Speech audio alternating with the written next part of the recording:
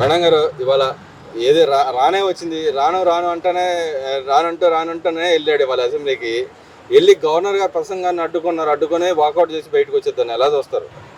రాను అంటూనే వచ్చింది చిన్నదో అన్నట్టు పాటలాగా రాను అంటూనే జగన్మోహన్ రెడ్డి ఈరోజు అసెంబ్లీకి రావడం జరిగిందండి. ఈరోజు అసెంబ్లీకి రావడం కూడా భగవంతుడి స్క్రిప్ట్. అతను 11 మంది ఎమ్మెల్యేలను తీసుకొని 11వ బ్లాకులో కనీసం 11 మంది ఎమ్మెల్యేలతో కూర్చొని కనీసం 11 నిమిషాలు కూడా లేకుండా బయటికి వెళ్ళిపోయిన పరిస్థితి. ఎందుకంత భయపడిపోతా ఉన్నాడో మరి. ఈ రోజు కూటమి ప్రభుత్వంలో ఉన్నటువంటి 164 మంది ఎమ్మెల్యేలను చూసి ఈరోజు వణికిపోయి అడలిపోయి ఈరోజు వారు చేసే మంచితనానికి 7 నెలల్లో పరిపాలన చూసి ఓర్చుకోలేక వాళ్ళని చూసి కళ్ళు కుట్టి ఈరోజు 11 నిమిషాలు కూడా లేకుండా 11 మంది ఎమ్మెల్యేలను తీసుకొని బాయ్కాట్ చేసిన పరిస్థితి. బాయ్కాట్ చేయాల్సిన అవసరం ఏముంది? నీకు ఏమంతా వచ్చిందని? నీకులాగా నారా చంద్రబాబు నాయుడు గారు అనే వ్యక్తిని కనీసం ప్రతిపక్ష హోదాలో ఉన్నటువంటి నాయకుడిని సభ్యులందరినీ పంపించేసి అతన్ని ఒక్కడనే ఉంచి అతన్ని మానసిక క్షోభకు గురి చేసి అతని కుటుంబం గురించి తప్పుడు మాటలు మాట్లాడినా ధైర్యంగా నిజాయితీగా నిల్చొని మీ మీద పోరాటం చేశాడే అసలైన నాయకుడు నారా చంద్రబాబు నాయుడు గారు. గత 5 సంవత్సరాల్లో మీరు చేసినటువంటి దౌర్భాగ్యమైన పరిపాలన, మీరు చేసినటువంటి దౌర్భాగ్యమైన అతన్ని కించపరుస్తూ చేసిన ప్రతి ఒక్కడు కూడా నారా చంద్రబాబు నాయుడు గారు గుండెల్లో ఉన్నాయి, ఆంధ్ర రాష్ట్ర ప్రజల గుండెల్లో ఉన్నాయి. కానీ ఈరోజు నీ పక్కన 11 మంది ఎమ్మెల్యేలను పెట్టుకొని కూటమి ప్రభుత్వం నీ మీద ఏ చెనుగుడు చెనగకపోయినా సరే నువ్వు భయపడిపోయి ఈరోజు వెళ్ళిపోయిన పరిస్థితి. గవర్నర్ అంటే కూడా నీకు గౌరవం లేదు. గవర్నర్ ప్రసంగాన్ని కూడా వినకుండా గవర్నర్ ప్రసంగిస్తుంటే మధ్యలోనే మీరు పిచ్చి కూతలు పిచ్చి మాటలు మాట్లాడుతూ ఈరోజు బాయ్కాట్ చేసిన పరిస్థితి. అంటే నీకు గవర్నర్ అంటే ఒక గౌరవం లేదు. ముఖ్యంగా ఈరోజు అసెంబ్లీ అంటే ఒక దేవాలయం లాంటి అసెంబ్లీ అంటే నీకు గౌరవం లేదు. మరి ఇంకా నీకు ఏదంటే గౌరవం? నువ్వు ఈరోజు కేవలం ప్రజల కోసం, ప్రజల మీద గొంతెత్తి గలమెత్తి మాట్లాడడానికి, ప్రజల పక్షాన మాట్లాడడానికి నువ్వు రాలేదు. కేవలం నువ్వు ఎక్కడ అనర్హుడు అయిపోతావో అసెంబ్లీకి రావడానికని 60 రోజుల్లో రావాలి కాబట్టి ఈరోజు వచ్చి అటెండెన్స్ చేయించుకోవడానికి మాత్రమే వచ్చావు. నీకు ఏదైనా ప్రేమ, ఆప్యాయత, గౌరవం ప్రజల మీద ఉంటే నువ్వు అదే అసెంబ్లీలో ఉండి ప్రజల గురించి మాట్లాడాలి కదా. ఎందుకు మాట్లాడలేకపోయావు? ఎందుకు గలమెత్తలేకపోయావు? ప్రజల గురించి ఎందుకు నోరెత్తలేకపోయావు? ఎందుకు మాట్లాడలేకపోయావు? సో నువ్వు మాట్లాడడానికి, ప్రజల గురించి మాట్లాడడానికి ఏమీ లేదు. నీ దాకా మాట్లాడడానికి తీసుకొచ్చే అంత దీనమైన స్థాయిలో రోజు కూటమి ప్రభుత్వం లేదు. ఎవరు అడగంది అమ్మాయిని అన్నం పెట్టదు కదా. కానీ ఈరోజు ఆంధ్ర రాష్ట్ర ప్రజలు అడగకుండానే అభివృద్ధి చేస్తా ఉంది. ఈరోజు ముందు బాటలో నడుస్తా ఉంది కూటమి ప్రభుత్వం. ఈ రోజు నువ్వు ఏదైతే అసెంబ్లీకి వచ్చావో నువ్వు కేవలం నీ స్వార్థం కోసం మాత్రమే వచ్చావు. నీ చెల్లె చెప్పింది అసెంబ్లీకి రాడు, వచ్చినా సరే ఆయన పదవి కాపాడుకోవడానికి మాత్రమే వస్తాడు, 60 రోజుల్లో ఏదో ఒక రోజు వచ్చి అటెండెన్స్ చేయించుకోవాలి కాబట్టి వస్తాడు అని చెప్పింది. అన్నట్టుగానే చేసావు. ఆంధ్ర రాష్ట్ర ప్రజలు అనుకున్నట్టుగానే చేసావు. ఈ రోజు నువ్వు 5 నిమిషాలు కూడా నువ్వు లేకుండా ఏం పీకుతా ఉన్నావు? అంతగానో ఏం పని చేస్తావు? ఏం ఒరగబడుస్తా ఉన్నావు? ప్రతిపక్ష హోదా కూడా లేకుండా నేను చిత్తుగా ఓడించారు ప్రజలు. ప్రతిపక్ష హోదా ఇస్తేనే వస్తానని గవర్నర్ గారి ప్రసంగం మధ్యలో కూడా పిచ్చి కూతలు, కారు కూతలు కూస్తానంటే అసలు మినిమం కామన్ సెన్స్ లేదా? బేసిక్ నాలెడ్జ్ కూడా లేదా మీ ఎమ్మెల్యేలకి? నీకు కూడా ఒక 5 సంవత్సరాలు ముఖ్యమంత్రిగా ఉండి ఈ రోజు ప్రతిపక్ష హోదా కూడా లేకుండా ఒక నియోజకవర్గానికి మాత్రమే నిన్ను 60,000 మెజారిటీతో నీ నియోజకవర్గ ప్రజలు గెలిపిస్తే కనీసం ఆ ప్రజల కోసం మాట్లాడడానికి కూడా నువ్వు అసెంబ్లీకి రాలేకపోతున్నావు. ఆ ప్రజల గురించి కూడా నువ్వు గొంతెత్తి గలమెత్తి మాట్లాడలేకపోతున్నావు. నిన్న ఆ నియోజకవర్గ ప్రజలు గెలిపించుకుంది 60,000 మెజారిటీ ఇచ్చి నిన్ను గెలిపించినందుకు ఆ నియోజకవర్గానికి ఏం అభివృద్ధి చేసావు? పోనీ ఆ నియోజకవర్గం ఏ నిధులు కావాలని అసెంబ్లీలో మాట్లాడుతూ ఉన్నాం. నీ స్వార్థపూరితమైన రాజకీయాలు చేస్తూ ఈ రోజు స్టిల్ ఈ సెకండ్ కూడా నువ్వు స్వార్థపూరితమైన రాజకీయాలు మాత్రమే చేస్తా ఉన్నావు. నీ నియోజకవర్గ ప్రజల కోసం కానీ, ఆంధ్ర రాష్ట్ర ప్రజల కోసం కానీ 5 సంవత్సరాలు ముఖ్యమంత్రిగా ఉండి ఈ రోజు మాజీ ముఖ్యమంత్రి హోదాలో కానీ నువ్వు అసెంబ్లీకి రాలేదు. కేవలం స్వార్థం. 5 సంవత్సరాలు స్వార్థంగా పరిపాలించి ఇప్పుడు కూడా స్వార్థపూరితంగానే నువ్వు అసెంబ్లీకి వచ్చావని ఆంధ్ర రాష్ట్ర ప్రజలందరికీ తెలుసు.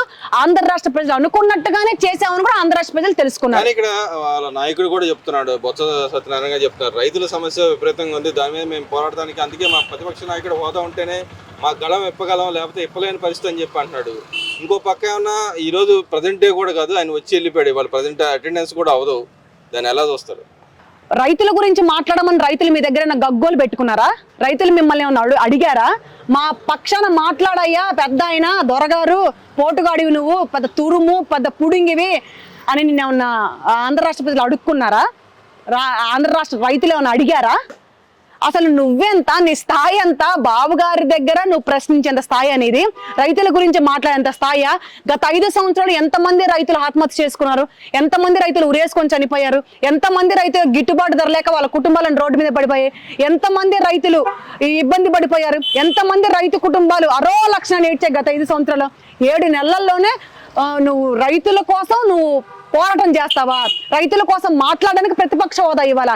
ఎవరయ్యా ప్రతిపక్ష హోదా ఇవ్వడానికి? చంద్రబాబు నాయుడు గారు ప్రతిపక్ష హోదా ఎందుకు ఇస్తాడు? పవన్ కళ్యాణ్ ప్రతిపక్ష హోదా ఎందుకు ఇస్తాడు? నారా చంద్రబాబు నాయుడు గారు ప్రతిపక్ష హోదా ఇస్తారు?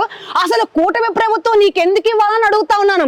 ఆంధ్ర రాష్ట్ర ప్రజల్లో తెచ్చుకోవాలి నువ్వు, ఆంధ్ర రాష్ట్ర ప్రజల్లో తీసుకోవాలి నువ్వు, ఆంధ్ర రాష్ట్ర ప్రజలు ఓటేసి నీకు ప్రతిపక్ష హోదా ఇవ్వాలి. కానీ నువ్వు ఈరోజు కూటమి ప్రభుత్వాన్ని చిప్పబట్టుకుని అడుక్కుంటా ఉన్నావు. సిగ్గనిపించట్లా నీ బతుకి? నువ్వు మంచి చేసుంటే, నువ్వు గత 5 సంవత్సరాలు మంచి పరిపాలన జరిపించుండుంటే, ప్రజలకి మంచి చేసుంటే, ఇదే రైతులకి మంచి చేసుంటే, గిట్టుబాటు ధర కల్పించుండుంటే, రైతులకి న్యాయం చేసుండుంటే, యువతకి న్యాయం చేసుండుంటే, ఆడబిడ్డలకు రక్షణ కల్పించుండుంటే, లాండ్ ఆర్డర్ సక్రమంగా నడిచుండుంటే, ఉచితంగా ఇచ్చే ఇసుక ఉండుంటే, అన్న క్యాంటీన్లు ఉంచుండుంటే, విదేశీ విద్యను అందిస్తే, ఫీజు రియంబర్స్మెంట్స్ కల్పిస్తే, నువ్వు ఎంతో మంది యువతకు ఉద్యోగాలు కల్పిస్తే, ఈరోజు అందరూ నీకు పూల బాటలు నడిపేవాళ్ళుగా, హారతులు పట్టేవాళ్ళుగా, ఈరోజు మరలా నువ్వే ముఖ్యమంత్రిగా ఉండేవాడివిగా. కనీసం నీకు ప్రతిపక్ష హోదా కూడా లేకుండా ఎందుకు ఓడిచ్చారు ఈరోజు ప్రజలు? ప్రతిపక్ష హోదా ఇవ్వాలి ఇవ్వాలి ఇవ్వాలని అడుక్కోవడానికి సిగ్గనిపించట్లా? ఎట్లా అడుక్కోబుద్ధి అవుతుంది జగన్మోహన్ రెడ్డి నీకు? ప్రతిపక్ష హోదా అనేది ప్రజలు ఇవ్వాలి, ప్రజలే ఇవ్వట్ల. నువ్వు ఇతర దేశాల్లో వెళ్ళి అడుక్కోవాలి. ఇంకా నువ్వు ఇతర దేశాల్లోకి వెళ్ళిపో, ఇంకా అవసరం లేదు. నువ్వు ఇక్కడ ప్రతిపక్ష హోదా కావాలంటే నువ్వు ఇతర దేశాలకు మాత్రమే అర్హుడు. ఇతర దేశాలు ఉంటే నీకు ప్రతిపక్ష హోదా ఇస్తారు. ఆంధ్ర రాష్ట్రంలో మాత్రం ప్రతిపక్ష హోదా ఇవ్వడానికి సిద్ధంగా ఎవరూ లేరు. కూటమి ప్రభుత్వం ఇవ్వడానికి కూడా లేదు. ప్రజలు ఇవ్వాలి, ప్రజల దగ్గర తీసుకోవాలి.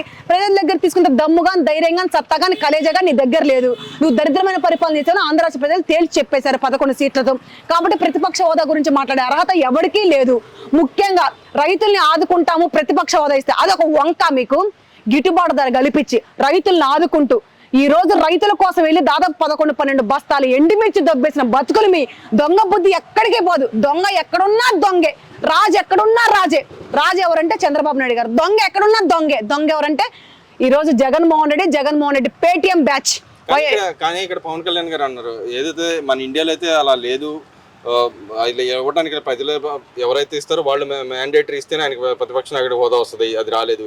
కానీ జర్మనీ వెళ్తే అక్కడ ఇస్తారు నీకు ప్రతిపక్ష నాయకుడు హోదా పర్సంటేజ్ ప్రకారం అని చెప్పి అన్నారు. దాన్ని ఎలా చూస్తారు? రేపో మాపో జర్మనీలోనే కాలం గడపాల్సినోడండి. ఈయన చేసిన దౌర్భాగ్యాలు, ఈయన చేసిన అరాచకాలు, ఈయన చేసిన అవినీతి ప్రతి ఒక్క చిట్టా కూడా బయట పెడతాము. జర్మనీలో ఉంటే నీకు ప్రతిపక్ష హోదా ఇస్తారు, అక్కడికి వెళ్ళి ఎలగబెడదు కానీ, ఇక్కడ ఉద్ధరిచ్చావు అక్కడ ఉద్ధరిద్దు కానీ. ప్రతిపక్ష హోదా ఇవ్వాలని ఎవడు అడగడానికి రైట్స్ లేవని తెలియజేస్తా ఉన్నాను మరొకసారి. ఆంధ్ర రాష్ట్ర ఒక గృహిణిగా, ఆంధ్ర రాష్ట్ర ఆడపడుచుగా ప్రతిపక్ష హోదా అనేది ప్రజలు మాత్రమే ఇవ్వరు. ప్రజలకు మాత్రమే సొంతం, ప్రజల సొత్తది. ఎవరికి ప్రతిపక్ష హోదా ఇవ్వాలి, ఎవరికి అధికార పక్షం ఇవ్వాలి అని అధికారాన్ని కూటమి ప్రభుత్వానికి ఇచ్చింది. కనీసం ప్రతిపక్ష హోదా కూడా లేకుండా ఆంధ్ర రాష్ట్రాన్ని కేవలం కూటమి ప్రభుత్వం చేతిలో మాత్రమే పెట్టింది. ఈ రోజు కూటమి ప్రభుత్వం మీద ఉన్న నమ్మకం ప్రజలకు అలాంటిది. కూటమి ప్రభుత్వం ఏదైనా చేయగలదనే నమ్మకం ప్రజల్లో ఉంది. కూటమి ప్రభుత్వం యువత పట్టం కట్టింది, రైతులు పట్టం కట్టారు, యువత ఉద్యోగస్తులు పట్టం కట్టారు, ఈ రోజు మహిళలు పట్టం కట్టారు. ప్రతి ఒక్క ఆంధ్ర రాష్ట్రంలో ఉన్న పౌరులందరూ కూడా పట్టం కట్టి ఈరోజు కూటమి ప్రభుత్వాన్ని అత్యధిక మెజార్టీతో 164 సీట్లకు గెలిపించి ఈరోజు అత్యధిక భారీ మెజార్టీతో గెలిపించింది. అదే రీతిలో 7 నెలల్లో 5 సంవత్సరాల్లో కూడా చేయలేని పరిపాలన ఈ 7 నెలల్లో చేసి చూపించారు. దట్ ఈస్ కూటమి ప్రభుత్వం, దట్ ఈస్ నారా చంద్రబాబు నాయుడు గారు. ఇంకో విషయానికి వస్తే, ఏదైతే ఎమ్మెల్యేల ఎలక్షన్ నోటిఫికేషన్ కూడా వచ్చింది. దాంట్లో 160 స్థానాలు ఉన్నాయి కాబట్టి ఏదైతే 5 ఎన్నికలు ఉన్నాయో 5 ఎన్నికలు కూడా టీడీపీ కూడా ప్రభుత్వానికి వచ్చే అవకాశం, దాన్ని ఎలా చూస్తారు? ఖచ్చితంగా కూటమి ప్రభుత్వాన్నే ఎన్నుకుంటారు ఆంధ్ర రాష్ట్ర ప్రజలు కూడా. ఎవరైనా పౌరులు, ప్రతి ఒక్క ఓటు హక్కుదారులు కూడా కూటమి ప్రభుత్వమే కావాలని నిర్ణయం తీసుకున్నారు. కూటమి ప్రభుత్వానికి మాత్రమే పట్టం కడతారు, కూటమి ప్రభుత్వాన్ని మాత్రమే గెలిపిస్తారు. వాళ్ళు పెట్టుకున్న నమ్మకాన్ని ఎక్కడా కూడా మమ్ము చేయకుండా ఆంధ్ర రాష్ట్రం కోసమే పనిచేస్తుంది కూటమి ప్రభుత్వం. కూటమి ప్రభుత్వ నాయకులు, కూటమి ప్రభుత్వ కార్యకర్తలు, చిన్న చితక కార్యకర్తలతో సహా ప్రజల కోసమే పనిచేస్తారు. ఆంధ్ర రాష్ట్ర అభివృద్ధి కోసమే పనిచేస్తారు. ఆంధ్ర రాష్ట్ర పూర్వ వైభవం కోసమే పనిచేస్తారు. ముఖ్యంగా పోలవరాన్ని పరిగెత్తించడం కోసమే పనిచేస్తారు. రాజధాని లేని రాష్ట్రంగా చేసి ఆ 3వ ముక్కల ఆట ఆడి అధోగతి పాలు పట్టించాడు. ఆంధ్ర రాష్ట్రంలో అమరావతి కోసమే, అమరావతిని పూర్తి పునర్వైభవం తీసుకురావడం కోసమే పనిచేస్తారు. ముఖ్యంగా ఆడబిడ్డల రక్షణ కోసం లా అండ్ ఆర్డర్ పూర్తిగా పనిచేస్తుంది. గంజాయి, పిచ్చి పిచ్చి మందు, డ్రగ్స్ ఇలాంటివన్నీ నిర్మూలించడానికి ఈ రోజు కూటమి ప్రభుత్వం పనిచేస్తానని ప్రతి ఒక్కరికి తెలియజేస్తా ఉన్నాను. ఫైనల్గా చెప్పండి, ఏదైతే గవర్నర్ ప్రసంగంలో గత ప్రభుత్వంలోని ఏదైతే వాళ్ళు చేసిన అక్రమాలకు సంబంధించిన అంశాలు కూడా లేవనెత్తారు దాంట్లో, ప్లస్ ఈ గవర్నమెంట్ ఏం చేయబోతుందో కూడా చెప్పారు, దాన్ని ఎలా చూస్తారు మీరు?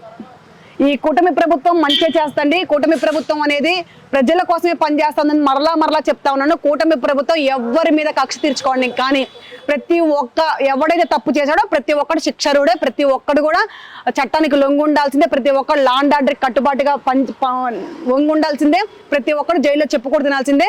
ఎవడు తప్పు చేశాడో కూటమి ప్రభుత్వం తప్పు చేయదు, తప్పు చేసిన వాళ్ళు ఉపేక్షించదు.